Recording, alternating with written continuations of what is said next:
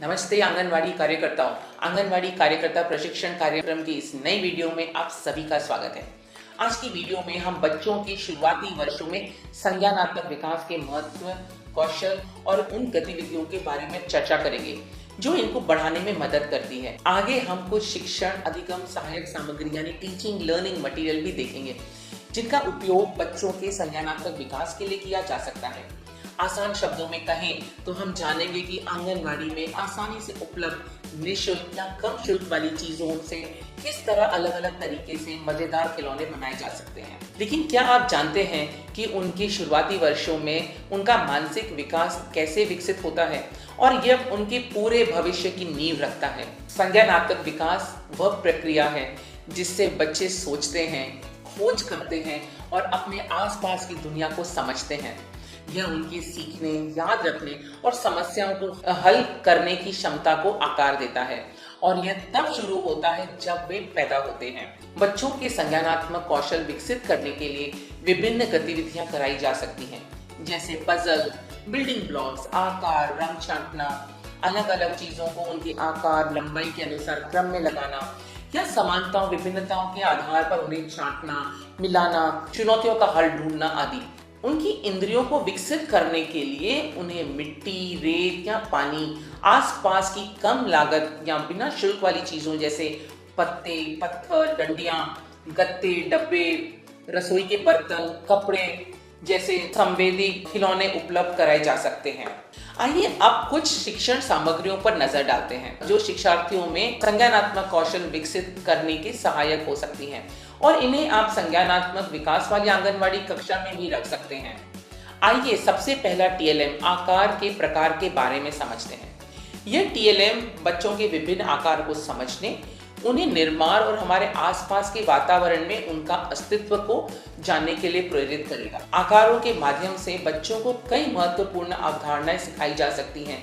सबसे पहले उन्हें आकारों की पहचान और उनके नाम सिखाए जा सकते हैं, जैसे गोल, त्रिकोण, चौकोर आदि। इससे उनके दृश्य पहचानने की क्षमता बढ़ेगी। बच्चों को आकारों के गुण जैसे साइड्स और कोने की संख्या भी समझाई जा सकती है जो उनके गणितीय विकास में मदद करेगा। आपको चार्ट पेपर पर विभिन्न आकारों का उपयोग करके कुछ वस्तुएं बनानी हैं, जैसे कार, ट्रेन, और बच्चों को यह पहचानने के लिए कहना है और उससे उन चित्रों में कौन कौन से आकार मौजूद है ये पूछना है। बच्चों को आकार को समझने के बाद उनके जैसे दिखने वाली वस्तुओं को भी देखने, ढूंढने के लिए कह सकते हैं, जिसमें आप आसपास की वस्तुएं या उनके चित्रों को इस्तेमाल कर सकते हैं। यह बच्चों की आकार की समझ को और भी बढ़ाएगा। बच्चों को आकारों के पैटर्न बनाने के लिए आप प्रेरित कर सकते हैं और उनसे उनकी रचनात्मकता को बढ़ावा दे सकते हैं। इसके अलावा आकारों के माध्यम से स्थानिक समझ और गणना की भी समझ बढ़ाई जा सकती है, जिससे उनका मानसिक विकास होगा। हमारा अगला टीएलएम है रंग बिरंगे स्टिक्स। इस टीएलएम को हम आसानी से एक जूते के डिब्बे या फिर कोई भी पुराने डिब्बे पर रंग बिरंगे चार्ट पेपर ढककर बना सकते हैं। फिर बॉक्स में छेद बनाए जा सकते हैं ताकि रंगीन आइसक्रीम स्टिक्स को आसानी से इन छेदों में डाल सकते हैं। छेदों को रंगा जा सकता है और बच्चों से कह सकते हैं कि वे छेदों के अनुसार स्टिक्स को मिलाकर डालें। आइसक्रीम स्टिक्स का उपयोग छोटे बच्चों के लिए विभिन्न गतिविधियों में किया जा सकता है, जैसे शिल्प, गणित सीखना और छोटी मांसपेशियों का विकास। बच्चों को स्टिक्स को पेंट करने, उन पर स्टिकर या बटन लगाने जैसे मजेदार कार्य भी किए जा सकते हैं। गणित में बच्चे आइसक्रीम बनाने के दौरान सामग्री जोड़ने और दिशा निर्देशों का पालन करके गणित कौशल का अभ्यास कर सकते हैं। हमारा अगला टीएलएम है मोती का खेल। आइए समझते हैं आसानी से उपलब्ध सामग्री जैसे मोतियों का उपयोग कैसे किया जा सकता है। मोतियों का उपयोग बच्चों की शिक्षा और विकास के लिए एक प्रभावी तरीका हो सकता है। उन्हें विभिन्न प्रकार की गतिविधियों में इस्तेमाल किया जा सकता है, जैसे गणना, रंगों की पहचान, मोटर कौशल विकास आदि। एक कटोरे में विभिन्न रंगों के मोती या फिर कुछ कागज या कपड़े के बनी गोलियां आप रख सकते हैं और उनको चारों ओर रंगीन कागज या प्लास्टिक के कप रखें। बच्चों को प्रेरित करें कि वे कप के रंगीन मोतियों से मिलाकर उन कप में मोतियां भरें। मोतियां बच्चों के विकास के लिए एक सरल और प्रभावी सामग्री है। इन्हें गणना, रंगों की पहचान, आकार और पैटर्न बनाने और पहचानने और मोटर कौशल को सुधारने के लिए इस्तेमाल किया जा सकता है। स्ट्रिंग पर मोतियों को डालने से उनकी समन्वय और एकाग्रता भी बढ़ती है। इसके अलावा मोतियों से कला और शिल्प गतिविधियां करने से उनकी रचनात्मकता का भी विकास होगा। आइए अनुक्रमण पर हमारी अगली टीएलएम के बारे में समझें। रोजाना एक छोटे बड़े कार्यों से जुड़े अनुक्रमण कार्य मूल्यवान शिक्षण सामग्री या टीएलएम है, जो बच्चों में तार्किक सोच, भाषा विकास और संज्ञानात्मक कौशल को बढ़ावा देते हैं। वे बच्चों को घटनाओं के क्रम को समझने में मदद करते हैं और पहले, बाद, अगले जैसी अवधारणाओं को पुष्ट करते हैं। इस शिक्षण सामग्री बनाने के लिए हम सेब खाने में क्रमबद्ध चित्र बना सकते हैं।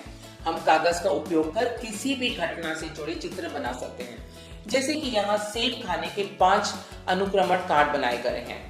एक बार चित्र कार्ड तैयार हो जाने पर हम इसे बच्चों को अनुक्रमण की अवधारणा सिखाने के लिए दे सकते हैं। क्रमबद्धता कार्ड ऐसे उपयोगी साधन हैं जो बच्चों को कहानी सुनने, सोचने और दैनिक कामों का क्रम समझने में मदद करते हैं। इन कार्ड से जीवन चक्र, परंपराएं, नैतिक कहानियां दिखाना आसान हो जाता है, जिससे सीखने की प्रक्रिया मजेदार और आसान बन जाती है। यह कार्ड बच्चों को कारण और परिणाम समझने और घटनाओं पर सही क्रम पहचानने में भी मदद करते हैं। हमारा अगला टीएलएम जिसके बारे में हम चर्चा करेंगे वो है आइसक्रीम स्टिक पजल। इसके माध्यम से बच्चों को सोचने, विश्लेषण करने और तुलना करने जैसे संज्ञानात्मक कौशल सीखने में सक्षम होंगे। यह टीएलएम बच्चों के हाथ, आंख समन्वय और उंगलियों की निपुणता में भी सुधार करेगा। इस टीएलएम को बनाने के लिए आइसक्रीम की स्टिक को एक पजल के टुकड़ों पर एक सीधी रेखा के अगल बगल चिपका दें और उस पर एक चित्र बना लें। चित्र में रंग भरें और फिर कागज के साथ साथ आइसक्रीम स्टिक को भी अलग कर लें। अब आप बच्चों को आइसक्रीम स्टिक्स दे दें और पहले हल करने के लिए कहें।